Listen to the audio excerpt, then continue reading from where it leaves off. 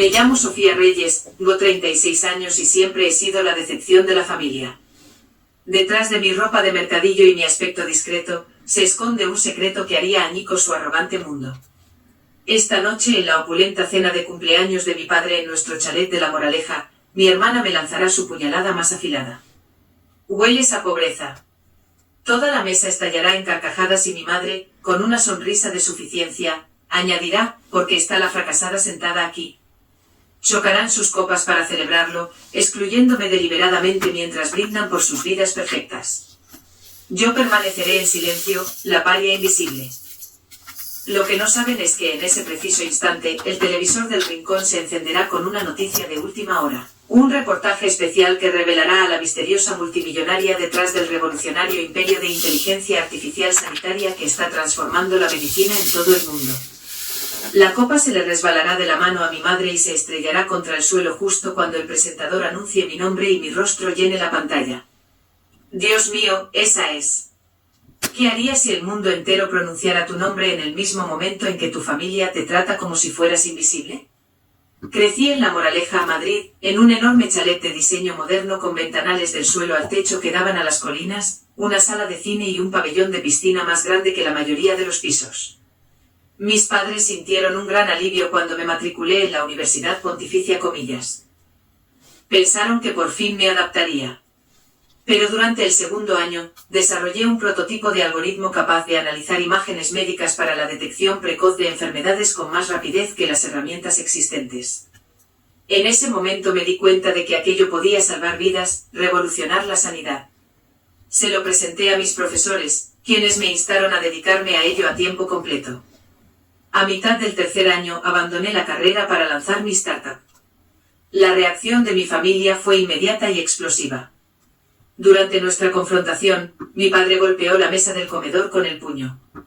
Estás tirando por la borda todo lo que te hemos dado por una aplicación de fantasía. Mi madre, agarrando una servilleta, rompió a llorar. Sofía, piensa en tu futuro. Sin un título, no serás nadie.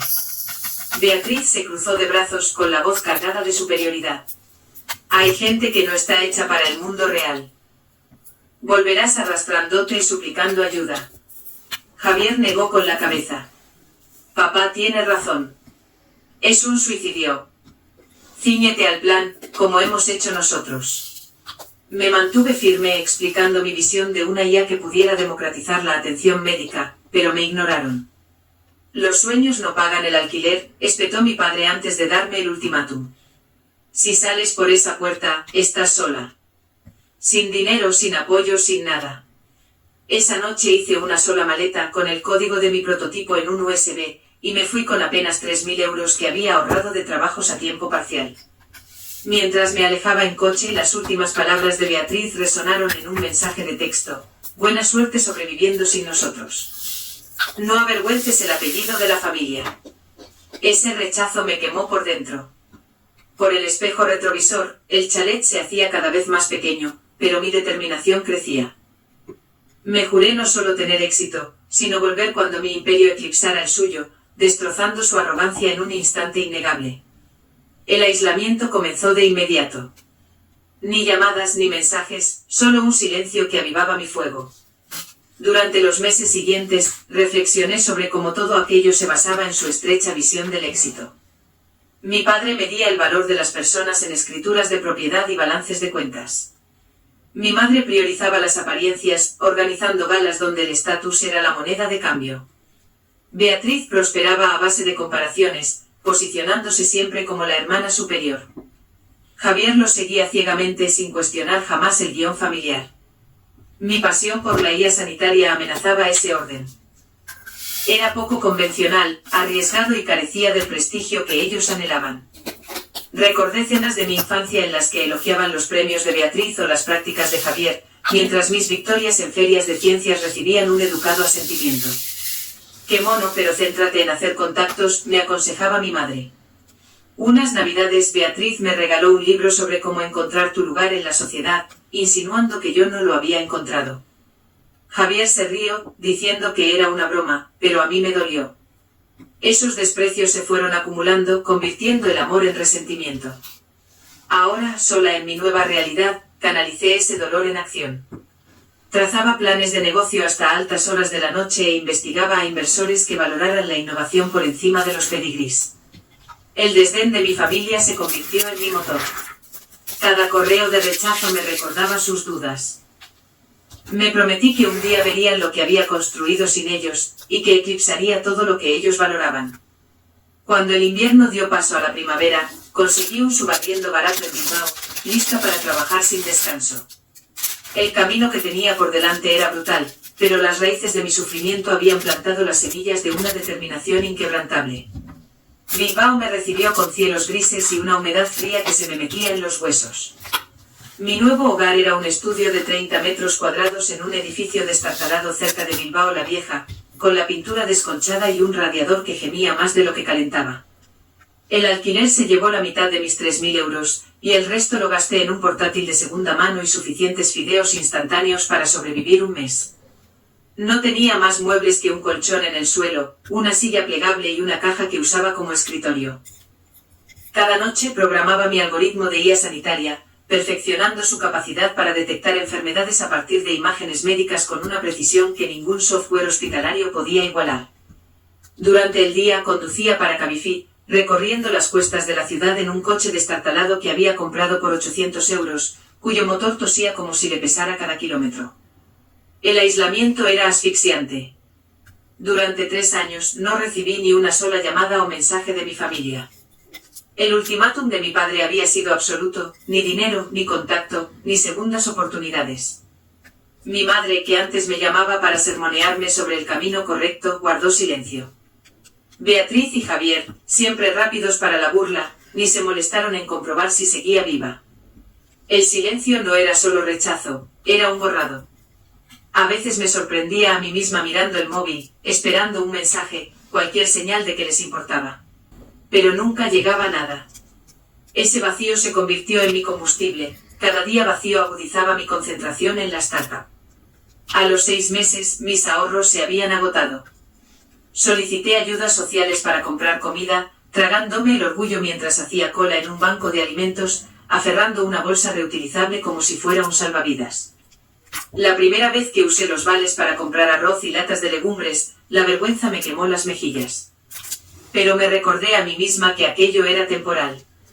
Mi algoritmo estaba mejorando, ya detectaba cánceres en fase inicial en datos de prueba con un 95% de precisión. Presenté mi proyecto a inversores, llevando mi portátil a cafeterías para usar el wifi, pero la mayoría me descartaba. Una chica de 21 años que había abandonado la carrera, sin contactos, sin título, solo una idea audaz. Vuelve cuando tengas un prototipo, decían, o peor, esto no es escalable. Dedícate a algo práctico. Una noche agotada tras un turno de 12 horas conduciendo, entré en Instagram desde un ordenador de la biblioteca pública. La última publicación de Beatriz me dejó helada. Una foto de ella con un vestido de diseñador en una gala, sonriendo junto a Nicolás. El pie de foto decía, que agradecida estoy de no tener ya gente tóxica que me arrastre hacia abajo. Los comentarios estaban llenos de elogios a su éxito, pero yo sabía que ese pie de foto iba dirigido a mí. Me había eliminado de su vida, tachándome de veneno para justificar su superioridad. Mi hermano Javier le había dado me gusta a la publicación, añadiendo un emoji guiñando un ojo, como si mi existencia fuera un chiste familiar. En ese momento algo se rompió dentro de mí. Ya no se trataba solo de demostrarles que estaban equivocados. Se trataba de hacer que se atragantaran con sus propias palabras. Redoblé mis esfuerzos. La venganza no era suficiente. Tenía que ser innegable. Un golpe tan profundo que les hiciera cuestionar toda su visión del mundo. Decidí construir mi imperio en la sombra, invisible para ellos hasta el momento perfecto. Registré mi startup con un nombre genérico Saludia Solutions, evitando cualquier rastro que llevara a Sofía Reyes. Ni prensa, ni LinkedIn, ni apariciones públicas. Utilicé un seudónimo S. Reyes para todos los tratos comerciales, dejando que mi código hablara más alto que mi nombre. Los días se fundían con las noches. Conducía hasta las 3 de la madrugada, programaba hasta el amanecer, dormía 4 horas y volvía a empezar. Mi dieta consistía en café y fideos instantáneos. Mi cuerpo funcionaba a base de pura fuerza de voluntad. Aprendí la jerga de los inversores, practiqué mis presentaciones frente a un espejo roto y envié correos en frío a cualquiera que quisiera escuchar. Los rechazos se acumularon, más de 100 en 6 meses, pero seguí perfeccionando mi proyecto. Cada no resonaba con las dudas de mi familia, empujándome a esforzarme más. El punto de inflexión llegó en mi segundo año en Bilbao. En un encuentro tecnológico en un bar lúgubre conocí a Ángela Torres, una ejecutiva de biotecnología retirada que había construido su propia empresa desde cero. No le importó mi falta de título ni mi presentación improvisada. Vio la demostración, ejecutó mi algoritmo con sus propios datos y asintió lentamente. Esto podría cambiar vidas, dijo. Pero necesitas capital para escalar. Invirtió 2 millones de euros, su fe en mí. Fue la primera validación que sentí en años. Ese dinero sirvió para comprar servidores, una pequeña oficina y un equipo de 3 programadores que creían en la visión. Con el respaldo de Ángela, Salud IA creció. Nuestra IA empezó a conseguir contratos con pequeñas clínicas, demostrando su valía en diagnósticos del mundo real. Mantuve mi identidad oculta, figurando en los papeles como desarrolladora principal bajo el nombre de S. Reyes. La misteriosa fundadora se comunicaba solo a través de correos electrónicos o llamadas con la voz distorsionada. El secretismo no era solo estrategia, era una armadura. Si mi familia se enteraba de mi éxito, intentarían atribuirse el mérito o tomar el control. Aún no estaba preparada para eso. Para ir un paso por delante contraté a un investigador privado, un profesional discreto llamado Marcos, para que vigilara a mi familia sin infringir ninguna ley. Sus informes eran fríos pero reveladores. El imperio inmobiliario de mi padre estaba sobreendeudado, tambaleándose sobre préstamos inestables. La clínica de Beatriz prosperaba, pero empezaban a circular rumores sobre una negligencia entre sus clientes de élite. El matrimonio de Javier se desmoronaba, su mujer estaba harta de su obsesión por el legado familiar. Esas grietas en su fachada perfecta alimentaban mi plan. Esperaría y atacaría cuando su arrogancia estuviera en su punto más álgido. Al tercer año, Salud IA tenía contratos con hospitales regionales y nuestra valoración alcanzó los 50 millones de euros. Yo seguía viviendo en el mismo estudio, conduciendo el mismo coche destartalado y vistiendo ropa de rebajas. No porque tuviera que hacerlo, sino porque así lo elegía. Cada euro se reinvertía en la empresa, cada momento se dedicaba a perfeccionar el plan. No solo estaba construyendo un negocio, estaba forjando un ajuste de cuentas. Mi familia creía haberme borrado, pero yo observaba, esperaba, lista para regresar cuando mi éxito les golpeara con más fuerza. 5 años después mi imperio crecía, pero yo seguía siendo invisible. Salud IA Solutions, mi startup de IA sanitaria, alcanzó una valoración de 1.000 millones de euros en su 5º año. Un unicornio nacido de noches en vela y programación incesante. Nuestro algoritmo ya potenciaba los diagnósticos en hospitales de 10 comunidades autónomas, detectando enfermedades, desde cáncer hasta trastornos neurológicos raros, más rápido que cualquier médico humano. Los principales sistemas de salud firmaban contratos y las empresas de capital riesgo suplicaban por invertir. Pero yo mantenía mi identidad bajo llave. Sobre el papel, solo era Sofía Reyes, una desarrolladora de nivel medio. La fundadora, S. Reyes, seguía siendo un fantasma, correos firmados con iniciales, teleconferencias con la voz modulada y ninguna foto en ninguna parte. Mi investigador privado, Marcos, me enviaba informes mensuales. Cada uno era una pieza del rompecabezas.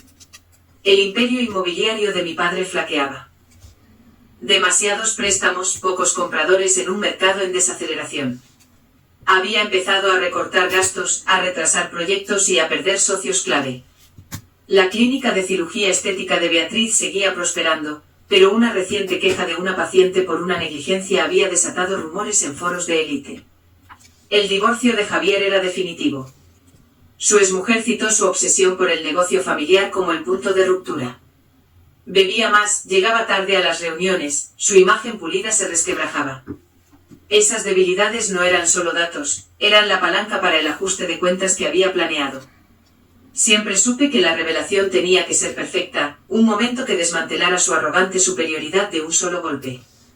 El mes pasado CNN Español contactó con nosotros para un reportaje sobre el impacto de salud IA en la sanidad global. Después de años de anonimato, mi junta directiva presionó para una revelación pública que impulsara nuestra próxima aplicación para consumidores, una herramienta de IA para el seguimiento personal de la salud. Acepté, pero con un matiz. Programé la emisión para la cena del 60 cumpleaños de mi padre, un evento fastuoso que mi madre organizaba en su chalet de La Moraleja. La coincidencia parecía obra del destino, pero me aseguraría de que impactara como un rayo. Para tender la trampa, hice que mi asistente enviara una invitación a mi familia de parte de Salud IA Solutions, proponiendo una posible asociación con la empresa de mi padre. La carta era vaga pero tentadora, insinuando que una revolucionaria empresa de IA buscaba propiedades para su nueva sede. Sabía que mi padre, desesperado por una victoria, mordería el anzuelo, y que Beatriz lo vería como una oportunidad para hacer contactos con la élite tecnológica. Javier los acompañaría, siempre dispuesto a hacer el papel de hijo leal. La invitación mencionaba un reportaje de CNN que se emitiría pronto, plantando una semilla de curiosidad sin revelar mi papel. El último informe de Marcos confirmó que habían discutido la carta en una reunión familiar. Mi padre se jactaba de haber pescado un pez gordo, mientras Beatriz especulaba sobre conocer a la misteriosa fundadora. No tenían ni idea de que yo estaba detrás de todo, ni la más remota sospecha de que había orquestado el momento para exponer su desdén de una década. La ironía era deliciosa, estaban persiguiendo un acuerdo con la hija a la que habían repudiado. A medida que se acercaba la cena, me preparé meticulosamente. Mi equipo se coordinó con CNN para asegurar que el reportaje se emitiera a las 8 en punto, justo en mitad de la velada. Había dispuesto que la Smart TV del comedor de mis padres sintonizara accidentalmente el canal, un sutil hackeo que mi ingeniero jefe había implantado en su sistema durante una llamada de servicio rutinaria que nunca sospecharían. Era una guerra psicológica diseñada para maximizar el shock cuando mi rostro apareciera en pantalla. Me paré frente a mi espejo agrietado, eligiendo mi atuendo con esmero. Una sudadera gris desgastada, vaqueros viejos y zapatillas planas rozadas. Exactamente la imagen que mi familia esperaba, el fracaso del que se habían burlado durante años. Me recogí el pelo en un moño desordenado, no me maquillé y comprobé mi reflejo. Parecía alguien que nunca hubiera salido de aquel estudio de Bilbao, no una multimillonaria que dirigía una empresa global. Perfecto. El contraste haría que la revelación fuera más impactante. Mi teléfono vibró con un mensaje de Ángela Torres, mi primera inversora. ¿Segura de esto? Es un movimiento muy arriesgado. Le respondí, he esperado 10 años. No se lo verán venir. Me contestó con un emoji de pulgar hacia arriba, su forma de decir que confiaba en mi juicio. Ángela me había visto en mi peor momento, programando en un portátil prestado, y ahora me vería reclamar mi poder. Subí a mi coche destartalado, el motor protestando mientras arrancaba para el viaje de 3 horas desde Bilbao a Madrid. Los recuerdos parpadeaban, viajes de infancia a ese mismo chalet, mi padre sermoneándome sobre el verdadero éxito, los comentarios sarcásticos de Beatriz en las cenas navideñas, las sonrisas de suficiencia de Javier. Cada kilómetro avivaba el fuego que había llevado dentro desde el día que me fui. No iba solo a una fiesta de cumpleaños, entraba en un campo de batalla. La última actualización de Marcos llegó cuando entré en la autopista. Mi padre había invitado a magnates locales a la cena, con la esperanza de impresionarlos con el acuerdo de Salud IA. Beatriz se había jactado en redes sociales de las grandes oportunidades que se avecinaban. Javier, según los informes, estaba estresado, bebiendo whisky para sobrellevar las secuelas de su divorcio. Sus vulnerabilidades se estaban alineando y yo estaba lista para explotarlas. Aparqué mi coche en una gasolinera a 10 minutos de la casa, revisando mi móvil por última vez.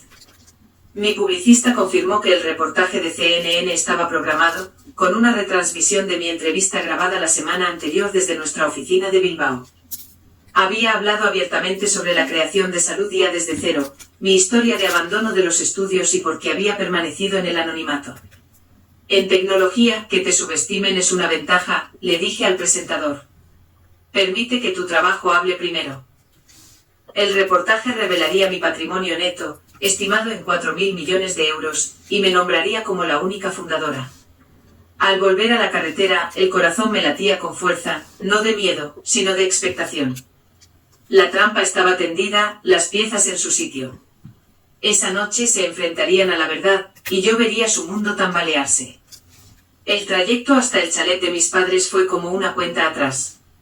La mansión de la Moraleja se alzaba imponente, su elegante fachada de cristal reflejando el atardecer dorado, un monumento a la riqueza y al control. 3 coches de lujo, un Bentley, un Porsche y un Mercedes flanqueaban la entrada circular, haciendo que mi viejo coche pareciera ridículo. Aparqué detrás de ellos, el contraste era tan marcado que resultaba casi cómico. Con una modesta bolsa de regalo que contenía una botella de vino de gama media, salí del coche. Mi sudadera gastada y mis vaqueros rozados encajaban con la imagen que siempre habían esperado, Sofía, la fracasada. La puerta principal se abrió antes de que pudiera llamar. Antonio, el mayordomo de toda la vida de la familia, me saludó con un cálido asentimiento. Señorita Sofía, qué alegría verla. Su tono tenía una amabilidad que mi familia nunca me había ofrecido. Sus ojos brillaron con algo parecido al respeto. Están en el comedor, añadió, tomando el vino con una mirada que sugería que conocía su discreto valor. Le di las gracias y caminé hacia el murmullo de voces, con el corazón firme pero los nervios a flor de piel. El comedor era un escaparate de opulencia, una larga mesa de ébano para 12 comensales, lámparas de araña de cristal que arrojaban una luz suave sobre la porcelana fina y la plata pulida. Unos ventanales del suelo al techo mostraban unos jardines impecables y una Smart TV colgada discretamente en una pared, con la pantalla oscura por el momento. Mi familia estaba sentada en su jerarquía habitual, mi padre en la cabecera, mi madre a su lado, Beatriz y Nicolás cerca de ellos, Javier enfrente y algunos parientes llenando el resto de los asientos. Mi tía Victoria y su hija Abigail, mi prima, charlaban animadamente, sus vestidos de diseñador brillando bajo la luz. Beatriz fue la primera en verme. Vaya, mira quién ha venido, dijo con la voz dulce pero afilada, sus ojos recorriendo mi atuendo con una sonrisa burlona. ¿Sigues comprando en mercadillos, Sofía? Una risa contenida recorrió la mesa. La sonrisa de mi madre era tensa pero divertida. Forcé un asentimiento neutro y tomé asiento en el extremo más alejado, junto a Abigail, que me ofreció un saludo educado pero distante. Mi padre apenas levantó la vista, centrado en una conversación con Nicolás sobre el mercado inmobiliario. Los camareros, dirigidos por Antonio, sirvieron el vino mientras mi madre levantaba su copa. Por los 60 de Daniel, un legado de éxito, dijo con voz pulida. Todos chocaron sus copas, pero nadie me acercó una. La exclusión fue deliberada, un recordatorio silencioso de mi lugar, o la falta de él. Bebí agua con expresión tranquila, aunque el pulso me retumbaba de anticipación. El televisor seguía apagado, pero sabía que su momento estaba al llegar. La conversación fluyó de forma predecible. Beatriz se jactó de su último cliente famoso, su clínica prosperando a pesar de los rumores que yo había leído. Javier alardeó de un nuevo acuerdo para un parque de oficinas, su confianza frágil tras su divorcio. Mi padre asentía con aprobación, intercalando comentarios sobre la resiliencia de su empresa. Entonces Beatriz se giró hacia mí, con una sonrisa venenosa. Sofía, estás muy callada. ¿Sigues conduciendo esa chatarra? Hueles a pobreza con esa sudadera. La mesa estalló en carcajadas, esta vez más fuertes. Mi madre se unió con una risita. Sinceramente, querida, añadió, inclinándose hacia adelante. ¿Por qué está la fracasada sentada aquí? Sus palabras me dolieron, pero permanecí en silencio, mi rostro una máscara. El tintineo de las copas se reanudó, un brindis por sus vidas perfectas, excluyéndome deliberadamente de nuevo. Era invisible, justo como siempre habían querido. Mis ojos se desviaron hacia el televisor, cuyo mando a distancia estaba escondido bajo una servilleta donde lo había deslizado antes, gracias al hackeo de mi ingeniero. Faltaban segundos. Mientras llegaba el primer plato vieiras a la plancha con aceite de trufa, el televisor parpadeó y se encendió. Al principio, nadie se dio cuenta, la charla ahogaba el suave zumbido. Entonces apareció el logotipo de CNN en español y un titular de última hora se deslizó por la pantalla. Conozca a la multimillonaria detrás de Saludia Solutions. Mi rostro apareció en pantalla profesional y sereno, de la entrevista que había grabado la semana anterior. La voz del presentador atravesó la sala. Sofía Reyes, la misteriosa fundadora del gigante de la IA sanitaria valorado en 10.000 millones de euros, ha revolucionado el diagnóstico médico. Una copa se le resbaló de la mano a mi madre, haciéndose añicos en el suelo de madera. Mi padre se quedó helado a media frase, su rostro perdiendo todo el color. La mandíbula de Beatriz se desencajó, su copa de vino temblando. Nicolás me miraba fijamente, su habitual aire de superioridad desaparecido. Los ojos de Javier saltaban de la pantalla a mí, la confusión superando su bravuconería. Los parientes jadearon. Abigail susurró, ¿es ella? El presentador continuó, detallando mi viaje de estudiante que abandonó la carrera a multimillonaria, mi patrimonio neto de 4.000 millones de euros y el impacto global de Salud IA. Me levanté lentamente, mi voz firme pero fría. La misteriosa empresa de IA con la que estabais tan ansiosos por asociaros, dije, clavando la mirada en mi padre, soy yo. Salud IA Solutions es mía. La invitación era una prueba. Me volví hacia Beatriz, cuyo rostro estaba ahora pálido. Y habéis suspendido. Todos vosotros. Mi madre se tambaleó agarrándose a la mesa, su respiración tan superficial que Antonio corrió a su lado, murmurando algo sobre llamar a un médico. Mi padre abrió la boca, pero no salieron palabras. Beatriz balbuceó, esto no puede ser real. Es real, dije dando un paso adelante, mis zapatillas gastadas silenciosas sobre el suelo pulido. Hace 10 años me llamasteis decepción, una don nadie. Me cortasteis el grifo, os burlasteis de mí, me borrasteis. Esta noche os reíais mientras brindabais por mi exclusión. Señalé el televisor, donde mi entrevista seguía reproduciéndose, explicando cómo había construido Salud IA desde la nada. Esa soy yo, no la fracasada que inventasteis. La sala era un cuadro congelado. La mano de la tía Victoria cubría su boca. Los ojos de Abigail estaban abiertos como platos por la sorpresa. Nicolás parecía como si le hubieran abofeteado, su mente de inversor de capital riesgo recalculando mi valor. Javier se frotaba las sienes, murmurando por lo bajo. El rostro de mi madre se descompuso, su compostura hecha añicos, mientras la mano de mi padre temblaba bajo el peso de su error de juicio.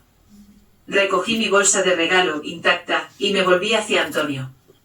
Gracias por ser siempre amable, le dije en voz baja. Él asintió, una leve sonrisa rompiendo su máscara profesional. Me dirigí a la mesa.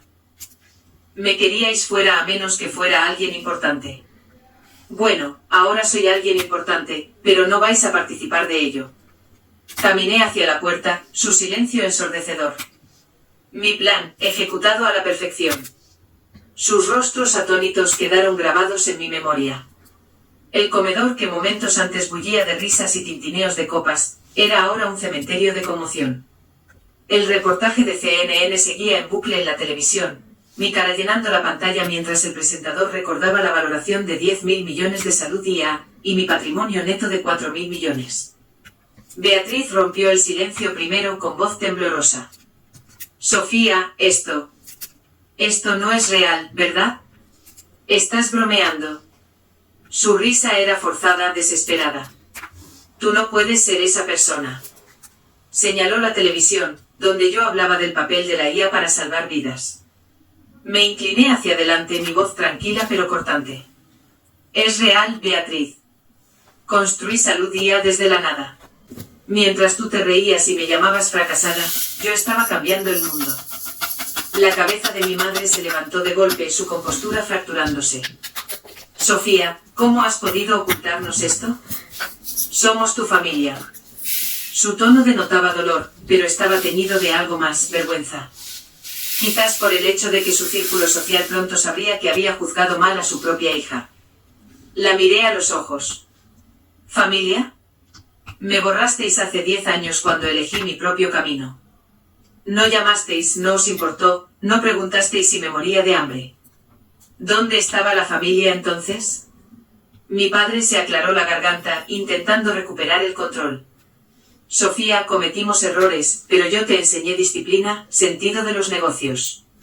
Eso lo sacaste de mí. Su intento de atribuirse el mérito era tan predecible que casi me hizo reír. Saqué el móvil y busqué un mensaje que me había enviado años atrás, uno que había guardado para este momento. Dejadme leer algo, dije con voz firme. Sofía, eres una vergüenza para el apellido Reyes. No esperes ni un céntimo de nosotros. Ese fuiste tú, papá, cuando me fui a Bilbao. ¿Disciplina? Me enseñaste abandono. Se estremeció, su rostro enrojeciendo. Beatriz intervino, su voz elevándose. Solo estaba bromeando esta noche. Siempre hemos sido duros contigo porque nos importabas.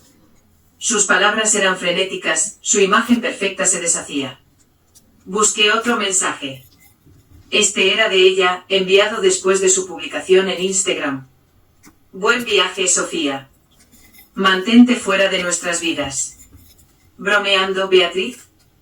Me llamaste tóxica. Una decepción delante de tus amigos, tus seguidores, de todo el mundo. Javier se removió incómodo, su voz baja. Sofía, yo. No quería hacerte daño. Seguí su ejemplo. Sus ojos se encontraron con los míos, suplicantes, lo más cercano a la sinceridad que jamás había visto en él. Negué con la cabeza. Demasiado tarde, Javier. Te gustó su publicación, te reíste de sus pullas, nunca te preocupaste por mí. 3 años de silencio, ¿y crees que una disculpa lo arregla? Nicolás, siempre pragmático, intentó cambiar de tema. Esto es increíble, Sofía. Deberíamos discutir posibles sinergias con Salud IA. Mi firma podría. Lo interrumpí. No, Nicolás. No te vas a subir a esta ola. Te sentaste ahí mientras se burlaban de mí, brindando por mi exclusión. Esto no es una oportunidad de negocio para ti. Le puse el móvil delante de la pantalla iluminada con sus palabras, un registro digital de su crueldad. Tenéis 48 horas, dije, mi voz como el acero. Publicad una disculpa pública por 10 años de abuso en vuestras redes sociales, vuestras páginas de empresa, donde quiera que vuestros preciosos círculos lo vean. Enumerad cada vez que me llamasteis fracasada y don nadie. Si no lo hacéis, me aseguraré de que cada contacto, cada cliente, cada amigo sepa exactamente quiénes sois. El alcance de Salud IA es mayor de lo que podéis imaginar. Beatriz jadeó, su mano aferrando su collar. No te atreverías. Eso es chantaje. Sonreí débilmente. Es rendición de cuentas.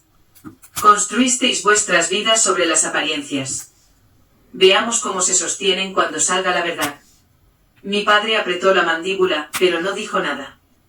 Las grietas de su imperio ya estaban expuestas. Javier lo intentó de nuevo, su voz quebrándose. Sofía, por favor. Lo siento. Hablemos solo nosotros. Lo miré al hermano que una vez fue mi mayor aliado antes de elegir su bando. Tuviste 10 años para hablar, Javier. Elegiste el silencio. Me volví hacia la sala. Sus rostros eran una mezcla de conmoción, culpa y desesperación. Me queríais fuera a menos que fuera alguien importante. Ahora soy alguien importante y vosotros no sois nada para mí. Caminé hacia la puerta, mis pasos deliberados. El peso de su silencio era más pesado de lo que jamás lo habían sido sus risas. Antonio me la abrió, su asentimiento sutil pero orgulloso. No miré atrás. El televisor seguía encendido, mi voz resonando en la sala, detallando la misión de Salud IA de salvar vidas. Su mundo se estaba derrumbando, y yo había encendido la mecha. 1 año después, su mundo se había desmoronado. Las consecuencias de aquella cena se extendieron por las vidas cuidadosamente construidas de mi familia, exponiendo su fragilidad de formas que nunca anticiparon. La clínica de cirugía estética de Beatriz se hundió bajo el peso de su propia arrogancia. Un clip de audio filtrado, grabado por el teléfono de un invitado durante la cena, se viralizó en redes sociales. Su "hueles a pobreza" se repitió miles de veces. Los clientes huyeron, reacios a confiar en una cirujana que se burlaba tan cruelmente de su propia hermana. Para la primavera había perdido el 70% de su negocio, viéndose obligada a cerrar su consulta en el barrio de Salamanca y aceptar un trabajo como médico autónomo en una clínica de menor categoría. Su reputación, hecha jirones. Mi madre, Laura, antes la reina de los círculos de élite de Madrid, se convirtió en una paria. Los clubes de campo y las juntas benéficas que dominaba dejaron de invitarla. Los susurros sobre su comentario de fracasada la seguían como una sombra.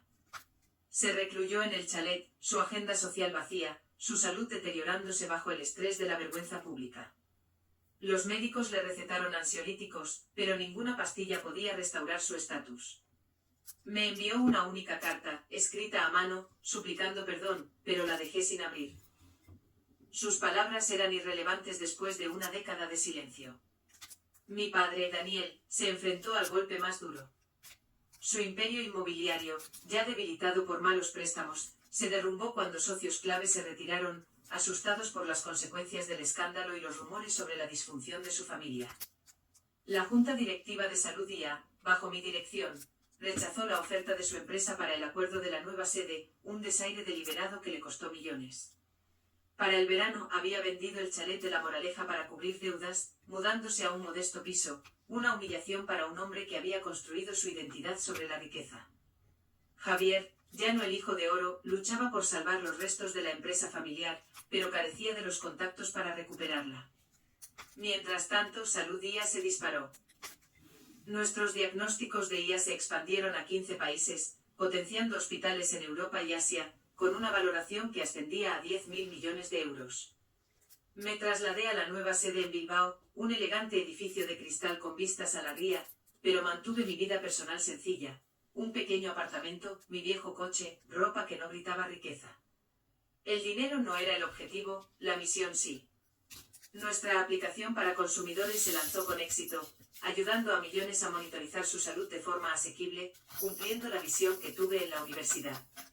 Invertí mi energía en un nuevo proyecto, la Fundación Segundas Oportunidades, financiada con 200 millones de euros de mi propio patrimonio. Apoyaba a supervivientes de familias tóxicas, gente como yo, rechazada por elegir su propio camino. Ofrecíamos becas para emprendedores, terapia para las cicatrices emocionales y redes de contactos para reemplazar a las familias que habían perdido. Las solicitudes llegaban a raudales, cada historia un recordatorio de por qué había luchado tanto. Ser mentora de estos fundadores, verlos construir sin miedo, me dio un propósito más profundo que cualquier venganza. Una mañana gris, mientras revisaba propuestas de becas en mi despacho, mi asistente me avisó. Hay un hombre aquí que quiere verla. Dice que es su padre. Se me encogió el estómago, pero asentí. Daniel entró, sus trajes a medida reemplazados por una chaqueta gastada, su rostro surcado por la derrota. Sofía, dijo con la voz quebrada. Lo siento por todo. Yo estoy solicitando un trabajo de seguridad en tu edificio. Por favor. Sus ojos suplicaban un salvavidas, una oportunidad de recuperar algo de dignidad. Lo estudié. El hombre que me había llamado vergüenza, que me había cortado el grifo sin pensárselo 2 veces. Me enseñaste una cosa, dije en mi tono neutro. Las decisiones tienen consecuencias. Tú tomaste las tuyas cuando me borraste. Deslicé la solicitud de empleo de vuelta sobre el escritorio. No estamos contratando. Se levantó con los hombros caídos, y se fue sin decir una palabra más. La puerta se cerró y no sentí ningún triunfo, solo cierre. La disculpa pública de Beatriz nunca llegó. Su orgullo no se lo permitió.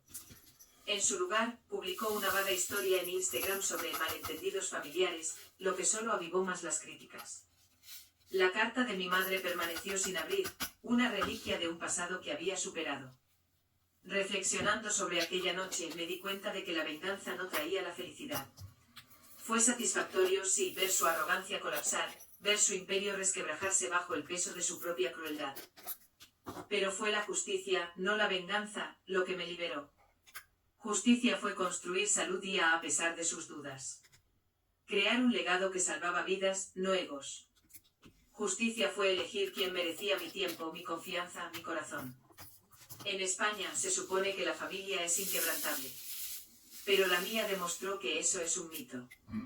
Su juicio, llamándome fracasada, una don nadie, provenía de su estrecha visión del éxito, riqueza exhibida, estatus ostentado. Yo definía el éxito de otra manera, impacto, propósito, resiliencia. Su castigo no fue obra mía. Fue la consecuencia natural de sus decisiones, desarrolladas en una sociedad obsesionada con la reputación. Estaba de pie junto a la ventana de mi oficina, el horizonte de Bilbao extendiéndose ante mí. La estudiante que abandonó la carrera y programaba en un portátil prestado parecía de otra vida, pero su fuego aún ardía en mí. La Fundación Segundas Oportunidades era mi respuesta a esa chica, a otras como ella, demostrando que no necesitas la aprobación familiar para prosperar. Los había apartado no por rencor, sino porque merecía algo mejor. Mi teléfono vibró, una notificación sobre un nuevo contrato de salud IA en Japón. El mañana traería más trabajo, más vidas que tocar, más oportunidades para construir. La cena, la revelación, las consecuencias. Eran historia. Ahora, las voces de mi familia ya no resonaban en mi cabeza. Era libre no porque hubiera ganado, sino porque me había elegido a mí misma. La justicia más dulce no es la venganza. Es vivir tu verdad sin pedir disculpas, mientras aquellos que dudaron de ti se desvanecen en la irrelevancia.